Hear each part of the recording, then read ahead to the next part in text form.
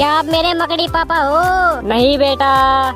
तो फिर क्या आप मेरे मकड़ी पापा हो? नहीं बेटा। तो फिर क्या आप मेरे मकड़ी पापा हो? हाँ बेटा, मैं तुम्हारा मकड़ी पापा हूँ। अरे ये क्या, मेरा तो रंग वापस मिल गया। क्या तुम मेरे चूहे पापा हो? नहीं बेटा।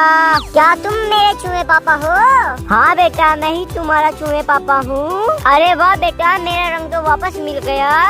क्या तुम मेरे तोते पापा हो? हाँ बेटा, मैं ही तुम्हारा तोते पापा हूँ। अरे ये क्या, मेरा रंग तो वापस नहीं आया। रुको पापा, मैं अभी मैजिक करके तुम्हारा रंग वापस लेकर आता हूँ। लेकिन वो देखने से पहले जो अपने पापा से प्यार करता है वो हमारी वीडियो को लाइक एंड सब्सक्राइब करके कमेंट में आई लव पापा लिख देना।